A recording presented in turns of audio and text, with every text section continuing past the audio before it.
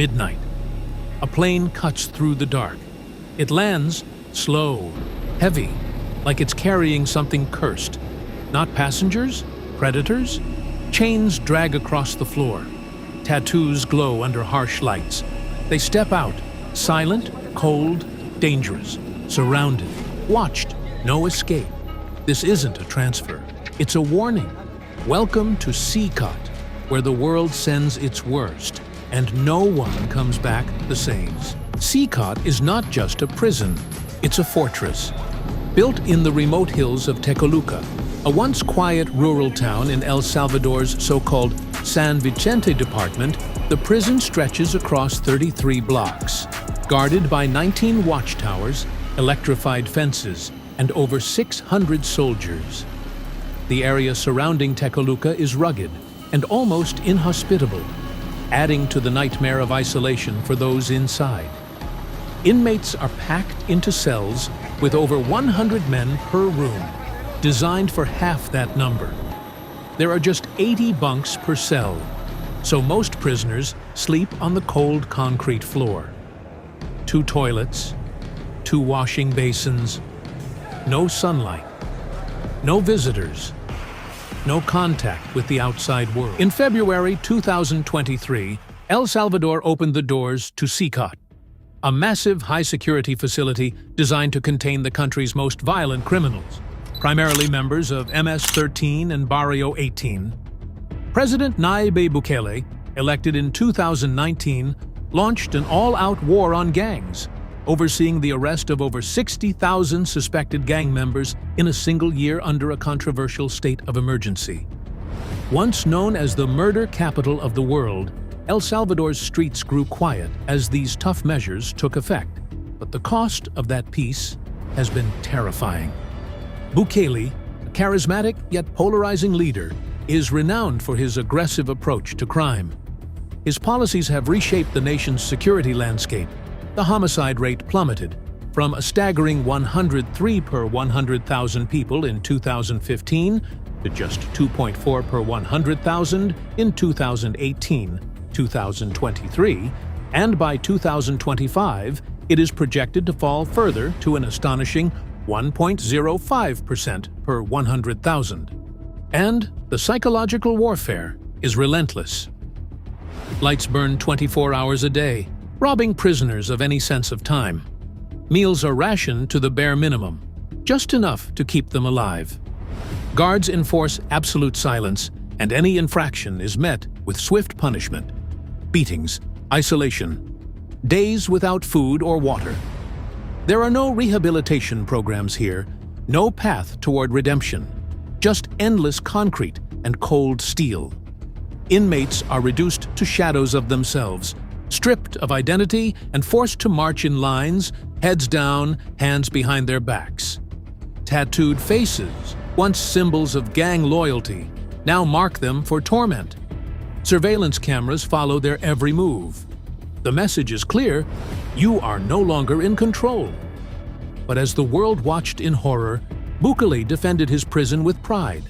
He called it a necessary evil to cleanse El Salvador of gang violence. And in some twisted way, it worked. The country's murder rate plummeted. Streets that were once battlegrounds became calm. Bukele became a national hero. His approval ratings soared. And soon, the world took notice. That's when Donald Trump entered the picture.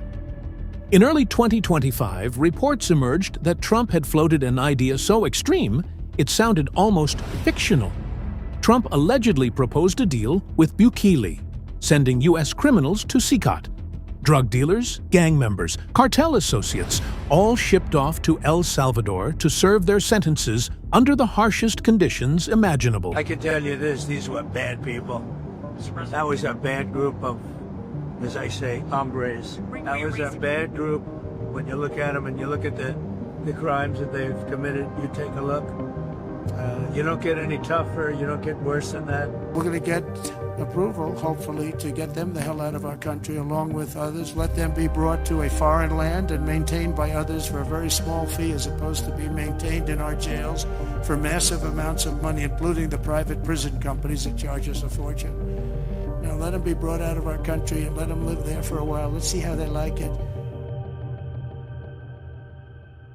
After everything we've heard, you might be asking yourself, do they really deserve this? Well, let's not beat around the bush.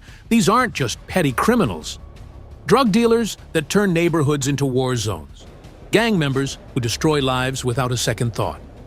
Cartel associates who fuel the violence, bringing death and suffering to entire communities. These are the monsters who've made a living off of terror, fear, and destruction. And let's be real, what other choice is there? When the justice system fails to keep them behind bars, when prisons in the United States are overcrowded and soft, they need to face the consequences of their actions in a place that doesn't coddle them. It's not about rehabilitation or second chances. It's about survival. These criminals don't deserve comfort. They deserve exactly what they've been dishing out to innocent people for years. Think about it. For too long, these gangs have terrorized communities, turning families into collateral damage in their war for power. They've caused untold harm to countless individuals, and they've laughed in the face of justice. Now, they're going to a place where survival is the only thing that matters. No privileges, no luxuries, no easy way out. They've made their beds in a world of bloodshed, and now they're being forced to lie in them. So, when we hear about Trump's plan to send American criminals to CECOT, maybe it's time we stop questioning the need for such extreme measures and start asking ourselves, are they getting what they truly deserve? Because after everything these criminals have done, maybe this is the only justice that matters.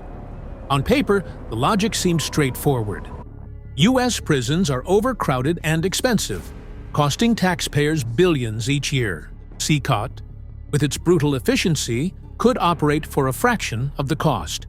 While a U.S. prisoner costs an average of $40,000 per year to incarcerate, sending them to CECOT could cost as little as $10,000 annually. Trump pitched it as a win-win: cut costs, toughen punishment, and make an example out of the most dangerous criminals. Bukele didn't hesitate. He welcomed the idea. "We're ready," he said with a smile. But the legal and ethical implications are staggering. Human rights organizations like Amnesty International have condemned CECOT as a human rights disaster. Reports of beatings, torture, and inhumane conditions have surfaced, despite the government's denial. Over 7,000 individuals are believed to have been wrongfully imprisoned under Bukele's crackdown. Now, if Trump's plan goes through, American citizens could face the same fate. Shipped off to a foreign prison with no due process, no appeal, and no hope. But for Trump, that's the point. It's a message, a warning to criminals that the days of soft punishment are over. Bukele, standing beside Trump, even joked that CECOT could build another wing to accommodate the influx of American prisoners. For them, this isn't just about justice, it's about dominance. CECOT is more than a prison. It's a statement, a brutal monument to power and control. And now, with Trump's plan on the table, that statement could extend far beyond El Salvador's borders. When Trump was asked just days ago about the idea of sending American citizens in the federal prison system to El Salvador's CECOT facility, he didn't hesitate. In their system, their prison system, they spend a tiny fraction of the money that this country spends.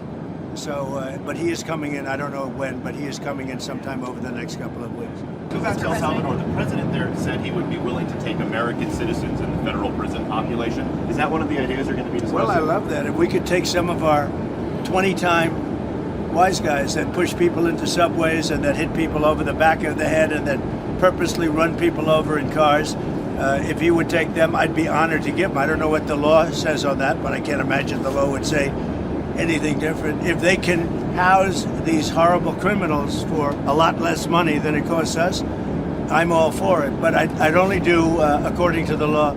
So what happens next? If Trump's deal goes through, will it finally put an end to gang violence? Or will it create a human rights disaster on a scale we've never seen before? Let me know what you think in the comments below. And don't forget to like and subscribe, because this story is far from over.